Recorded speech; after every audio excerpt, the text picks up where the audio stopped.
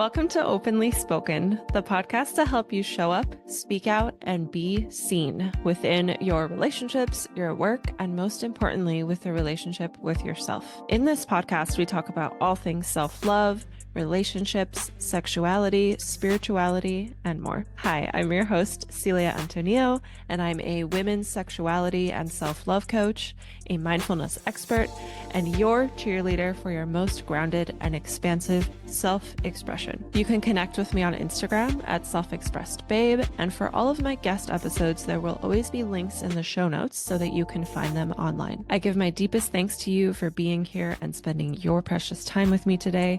Now let's begin our journey.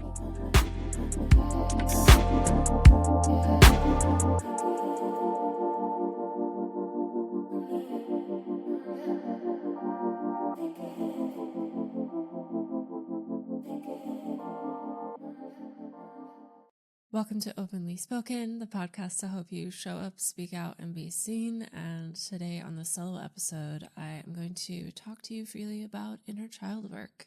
What is inner child work? Why it's important? Some practical tools on how to do even inner child work, where to even start. And this is kind of being sparked by I had a conversation where someone was sharing, this week where someone was sharing how someone said that inner child work doesn't work. And I would say inner child work, if it doesn't work for you, you are a very rare individual who possibly had like a perfect childhood, which is not most of us. And it's just because of the way society is centered around work, at least here in the West. Our society is not very family and child rearing friendly. And I think this is what leads to a lot of us not getting what we needed in childhood, because that is the core essential element about doing inner child work as an adult, is you are kind of going back in time and giving your inner child what they needed. And you are also connecting with the inner child that still exists within you today. And I think one of the easiest ways to do inner child work, we'll get into this more later in the episode, but one of the first ways that this was presented to me was to get a photo of yourself when you were young. I have a photo on my bulletin board in my office, and it's from when I was 3 years old. And just have it somewhere, like the bulletin board in your office or on your fridge, or have it in a space where you will see it every day. And just take a moment to stop and look and pause and be with that younger version of yourself and just say, hi little one. How are you? I'm here for you. Okay, let's get into why inner child work is important. I think when you are a child, you are just so open, so free, so unfiltered, so wise. So in my opinion, children are still very much connected with the source of all life, with universe. And they have this magical element to themselves because they weren't born long ago. They just came from whatever is in between death and birth. Like they came from that space. And I think it's still very prevalent when you are in a child's presence. And that's just my personal spiritual belief of, what I view as the cycle of life and death and what's between death and birth. And I think children have this essence of themselves where they're still so wise and so pure and so magical and untouched. And something then ends up happening in childhood, like an event happens. Doesn't have to be anything crazy. It can be something as little as setting up a lemonade stand and like nobody buying anything. It could be something as little as that happening. And then we make that mean something about ourselves, and we carry that with us for the rest of our life. all the way into adulthood, that story that we made up about ourselves, about the world, about the people around us. And we act as if that story is 100% true. And so it's really important to take inventory of the pivotal kind of moments in your life that have happened, and whether they're big or small, and to differentiate what are the actual facts, like what actually happened here, what do those elements actually mean, versus how did I feel and what did I make this mean. And your feelings are completely valid. Maybe even you didn't even have space to feel, so it can be helpful to go back to these moments and give yourself that space to feel now. And after you have felt that, you can maybe sit with what's actually true here. What is the story I made up and that I am still playing out now? And is that story even true? Is that story even helpful for me now as an adult? Is that story holding me back? And I think this is like a great place to start, because it's very like on the kind of mindset level. I think it's very beginner friendly. You're not really going into somatic elements just yet. I do believe that going into somatics just means that you're bringing your body on board and you're feeling and you're connected with sensations. I think bringing that on board is essential to truly actually healing from childhood. And I also think that it might not always be the best place to start, because going into emotion and sensation and somatics before you are ready can be re-traumatizing. And so the reason why this is important is because I just mentioned before, like in childhood, you are this kind of unfiltered version of yourself. You're an unedited version of yourself. And that, I believe, is your true self. That is your true self. And as you grow up, you start to mold your true self to fit in with the society around you. So it's not only just these events that happened to you, like the lemonade stand example I gave, but it's also just feedback you're getting from the world, like oh, people who do this are considered to be nerdy, so let me not do that. For example, if you're like molding yourself to fit in, which we all do because we're social creatures, eventually you get to a point in adulthood where you might have all the success, you might have ticked all the boxes, you might have all the things that you thought you wanted, but you feel this kind of unfulfillment. Like, is this really it? Is this really my life? Is this really where I'm landing? And in my opinion, I think it's the lack of connecting with that unedited version of yourself that you were as a child. I think that leads to being unfulfilled, because we're so young when we're children, and depending on how old you are now, whatever you molded yourself in, whatever parts of you decided to put in the recycle bin, happened so long ago that you probably don't even remember what those pieces are. And for me as a coach, I work with a lot of women who are working on healing the mother wound, and not knowing who you are is a huge piece of the mother wound. That's like one of the biggest wounds of the mother wound, is you did not get that mirroring.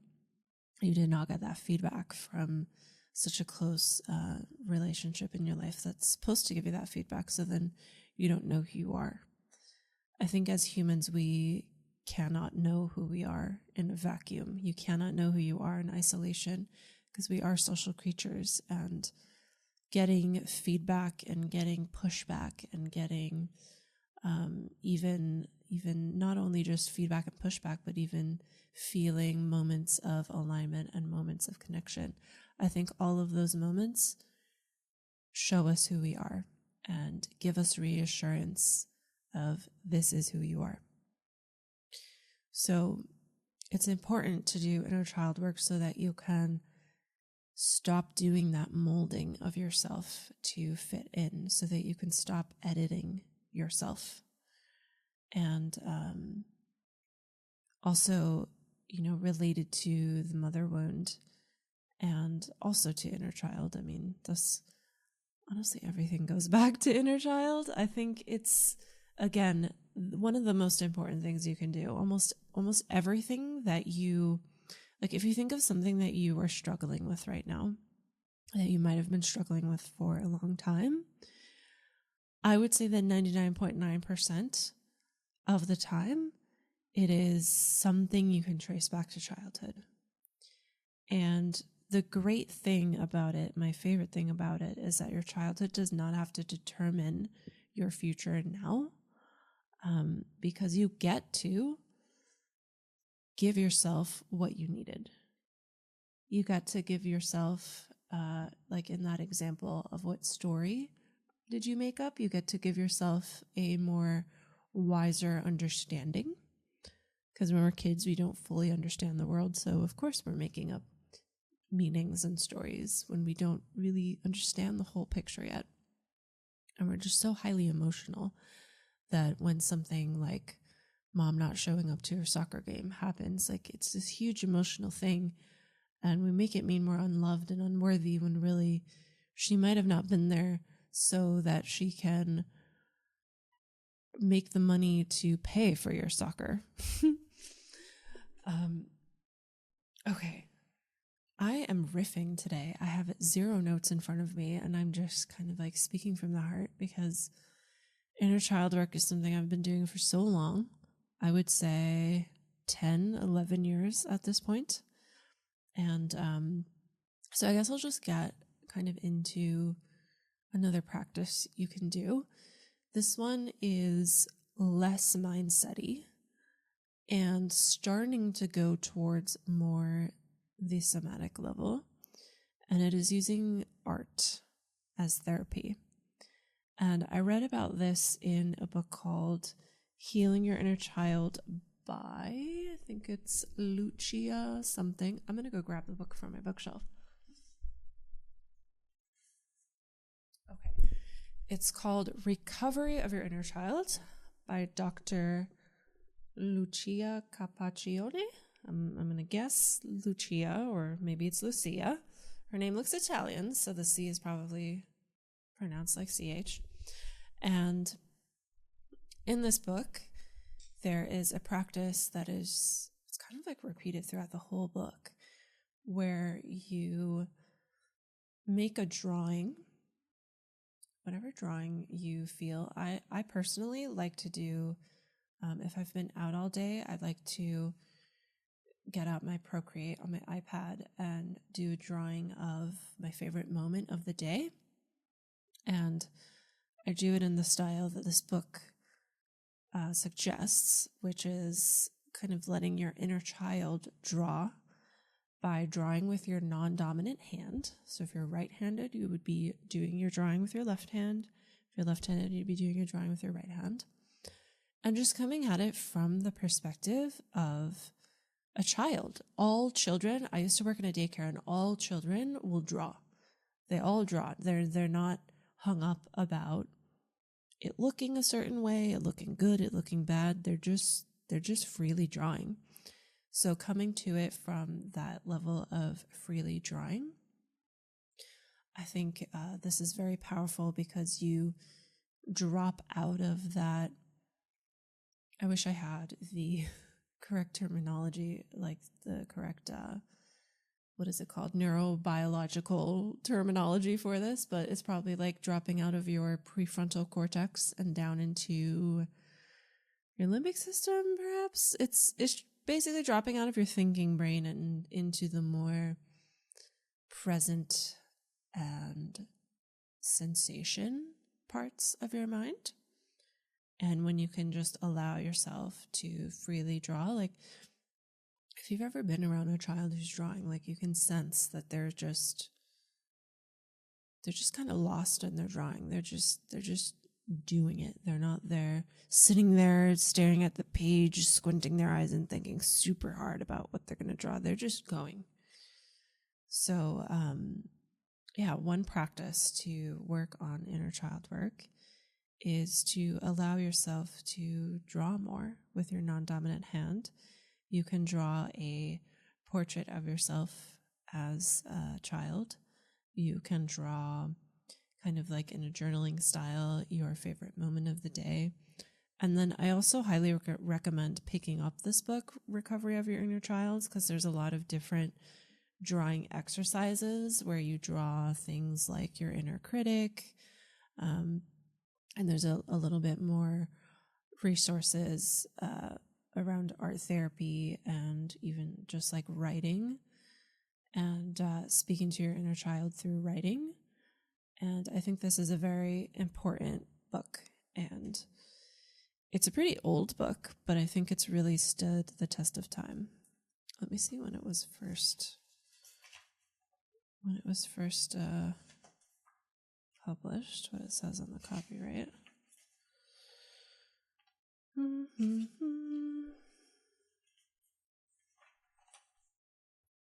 1991, so it's not that old. It's a little bit younger than me. Okay. So another thing that you can do for your inner child and to connect with your inner child, there are a ton of meditations that you can find on YouTube. And one of my favorite kinds of meditations, and you can even listen to this and decide to record your own voice note if you like listening to your own voice. You know what? Let's do it together. Let's do it together here. So I'm going to tell you what we're going to do, and then I'll guide the meditation. So it's basically you imagine yourself in this safe space, and then you are meeting your inner child and you're sitting next to them. And for some people in this meditation, sitting next to the inner child and just being present with your inner child is all that they have capacity for, and that's great. And some people, their inner child feels safe enough to voice things out and to share things and to have a dialogue with you. So just know going into this that if no dialogue is happening and you were just able to be there with your inner child, like that's totally okay and that's totally enough. So we will do that right now. So if you are not driving, I will invite you to take a moment to make yourself cozy. Maybe go grab a blanket, maybe sit on the floor, maybe lie down. And just take a moment to ground yourself in your space. Maybe you take a couple of stretches and adjust your body. Maybe you take a deep breath in through the nose and then let out a loud exhale through the mouth. Maybe you shake the body, giving yourself whatever movement you need to be able to slowly come into stillness. So I'll give you a few moments for that.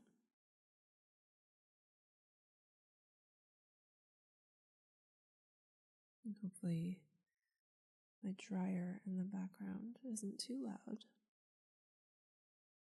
And I'll just invite you, because in the space that you're in, there might also be background noises. So as you ground yourself and as you prepare for this meditation, see if you can allow any background sounds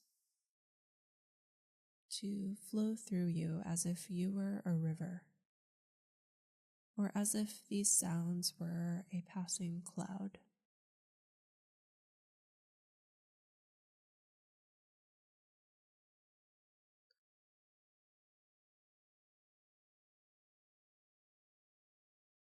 And then I'll invite you to see if you can find a place in your body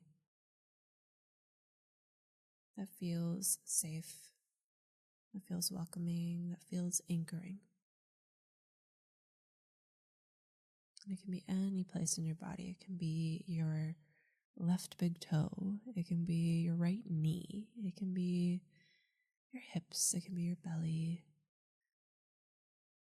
It can be the fingertip on your right pinky. It can be anything. And whichever part of the body you've identified as a place that feels safe, just be with that peace for a moment. Just breathe and anchor yourself to this space.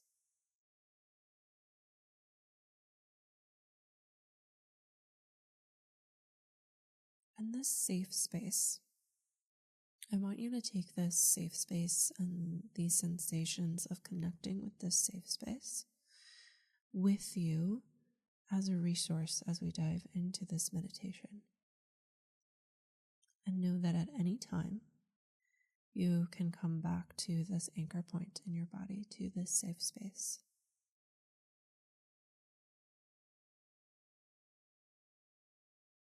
And then I invite you to imagine that you are in this wide, open, beautiful meadow. You see some mountains in the background. And you're walking along this dirt path. And around you, there are plants and flowers. There are crunchy leaves on the ground that you might be stepping on. Maybe you are purposely seeking out these crunchy leaves to crunch on as you walk. And then imagining yourself coming up to this white bench. And on this white bench, you see your child self, the child version of you, sitting on this bench.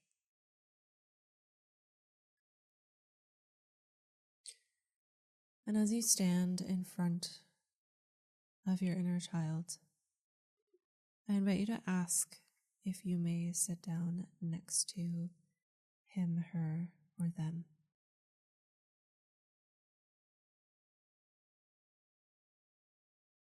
And honoring whichever response comes up.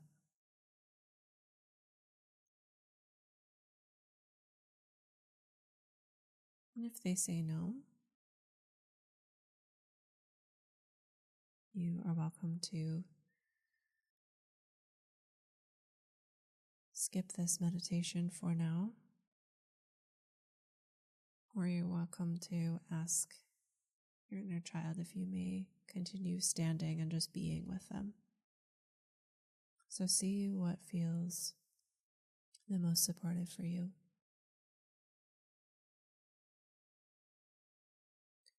Now, as you sit next to your inner child, just take this time to be extremely present, to just be here, say hi.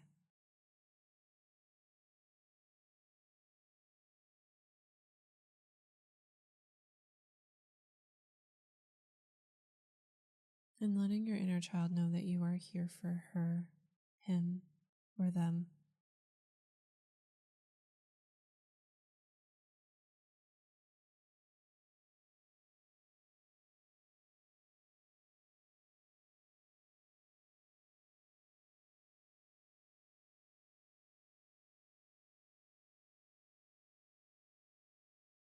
And as I give a few moments of silence, maybe you're just here being present with your inner child. Or maybe you start having a dialogue back and forth.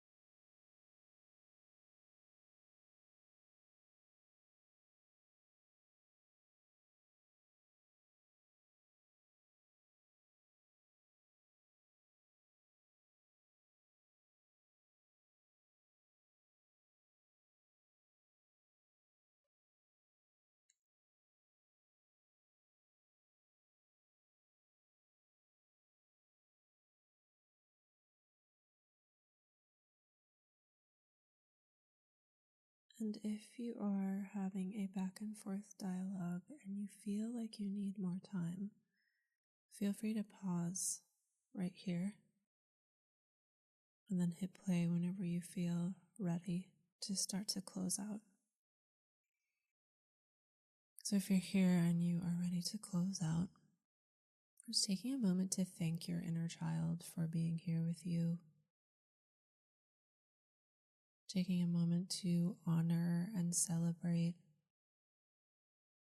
what you were able to move through today, no matter how small it might seem.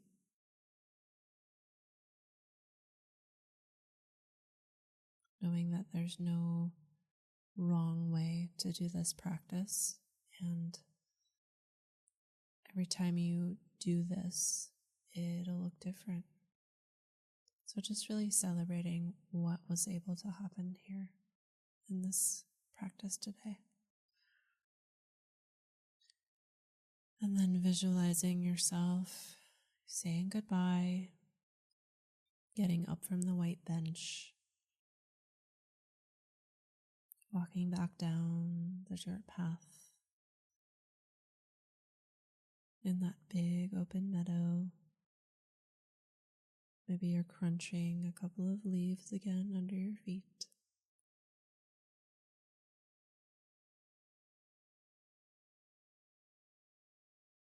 And then you walk all the way back to the space that you are currently in, that your body is at right now.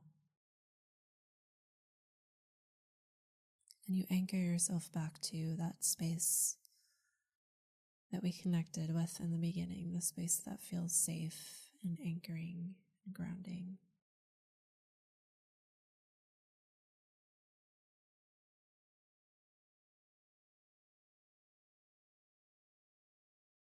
And then slowly starting to wiggle your toes,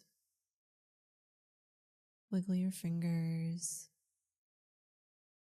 Maybe you take your thumbs and rub them across your other 4 fingertips. And then taking a deep breath in through your nose as you maybe reach your arms up overhead or take whichever stretch feels supportive for you in this moment. And maybe you let out a yawn as you exhale or some other kind of sound. And then take all the time you need to slowly flutter your eyes open and bring yourself back into your physical space. Looking around your environment and maybe connecting with 2 specific things in your environment.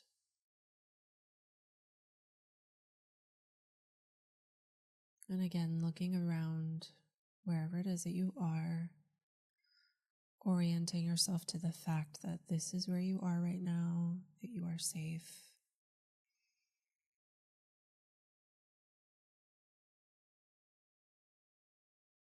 And then I invite you to come to a journal, or if you don't have a journal around, opening up the Notes app on your phone and just jotting down a couple of things that you'd like to remember from this meditation experience you just had.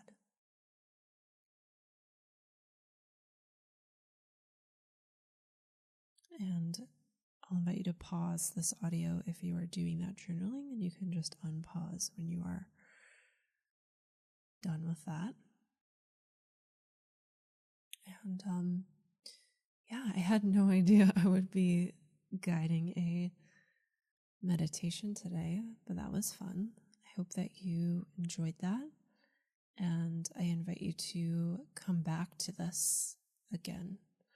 And I will leave timestamps with this episode so that you know exactly where to find the audio and you can come back to it again. So going back to ways you can connect with your inner child, just starting off with what we have here, I think is a lot. There's a lot of richness that can come out of just doing a meditation And even if you do the same meditation a couple of times, each time you come to it, it's going to be different. It's not going to be the same experience every time. And I think this is just where I will end things. I'm in like meditation space now. Even my voice, I record on Adobe Audition, and I can see like the audio waves from the beginning of the episode were like much bigger than they are now. Like they were really big, and then we went into meditation voice and they went small, and now they're like medium size. If you would like to go deeper with inner child healing, I will include the Recovery of Your Inner Child book in the show notes of this episode. I'll also include one other book that I think is really great for inner child healing called It Didn't Start With You.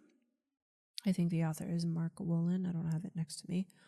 And just know that if you are someone who has been interested in one-on-one coaching with me, inner child work is something that is totally a part of my modality. I think it's very important, very foundational. So if you want one-on-one support with that, feel free to reach out to me. I'll include my website in the show notes below. And thank you so much for joining me. I hope that this was helpful.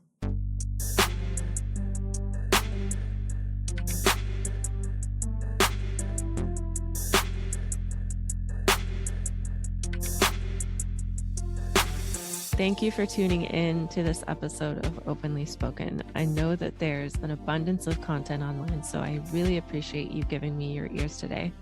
If this episode shifted something for you, please share this with a friend or write us a podcast review if you're listening to this on iTunes so that more people can find this.